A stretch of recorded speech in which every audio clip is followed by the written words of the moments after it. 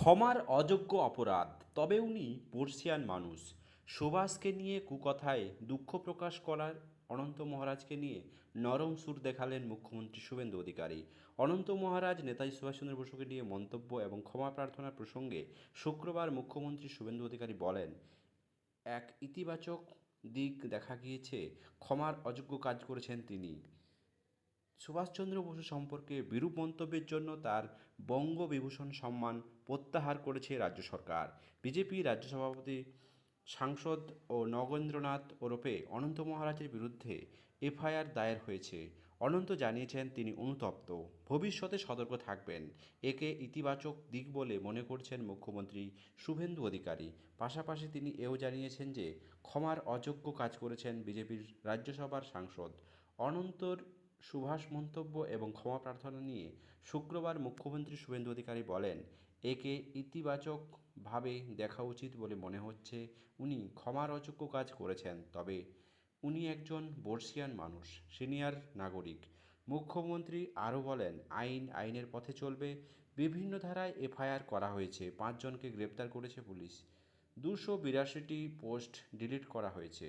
ওই ফেসবুক অ্যাকাউন্টগুলি বন্ধ করে দেওয়া হয়েছে রাজ্য পুলিশের পদক্ষেপে। মোট 6টি এফআইআর হয়েছে। সুভাষচন্দ্র সম্পর্কে কোচবিহারের ডেমোক্রেটিক পার্টির নেতা অনন্তের অবমাননাকর মন্তব্যের প্রেক্ষিতে গত কয়েকদিন ধরেই নানান মহলে সমালোচনা শুরু হয়েছে। বিতর্কের মুখে সমাজ মাধ্যমে একটি ভিডিও বার্তা দেন অনন্ত। 17 সেকেন্ডের ভিডিওর ক্যাপশনে লেখা, নেতাজির প্রতি সম্মান জানিয়ে ভিডিও বার্তা। তাতে অনন্ত বলেন, নেতাজির প্রতি সম্মান জানিয়ে বলছি, নেতাজি সম্পর্কে আমার অনিচ্ছাকৃত কিছু বক্তব্যের জন্য যদি কেউ মানসিকভাবে কোনো আঘাত পেয়ে থাকেন, আমি আন্তরিকভাবে দুঃখিত।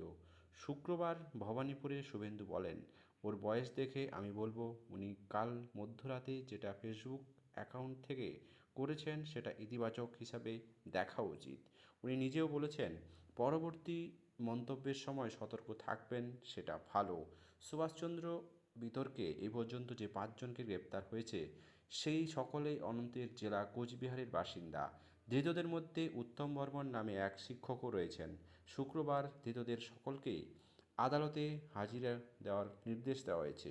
অন্য দিক থেকে অনন্তের মন্তব্যের প্রেক্ষিতে পদ্মশ্রী সম্মান স্বামী প্রদীপ্তানন্দ মহারাজ ওরফে কার্তিক মহারাজ শুক্রবার একটি মন্তব্য করেছেন। তার কথায়, কংগ্রেস নেতাকে বহিষ্কার করেছিলেন, বামফ্রন্টও নেতাজিকে অপমান করেছেন, আর এখন যারা নেতাজিকে নিয়ে নানান মন্তব্য করছেন তাদের আগে ইতিহাস জানার প্রয়োজন।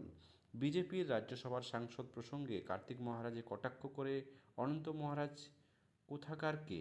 এই প্রসঙ্গে মন্ত্রী শঙ্কর ঘোষের মন্তব্য, কেউ যদি ভুল স্বীকার করে তাহলে আমি সমাজ ততটাই উদার। ভুল স্বীকার করা বা ক্ষমা চাওয়াকে সম্মান দেব। এটা কোনো ইগোর লড়াই নয়, আর গ্রেপ্তার করলেই ভালো হবে এমনটা নয়। আমার মনে হয় ভুল স্বীকার করেছেন, ক্ষমা প্রার্থনা করেছেন, ব্যাস মিটে গিয়েছে।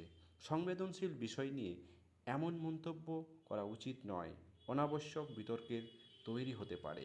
দর্শক, এই নিয়ে রাজ্য সভাপতি শ্রমিক ভট্টাচার্যও কিন্তু অনেক কথা বলেছিলেন, যেটি কিন্তু সমাজ মাধ্যমে এখনও বিতর্কের দানা বেঁধেছে।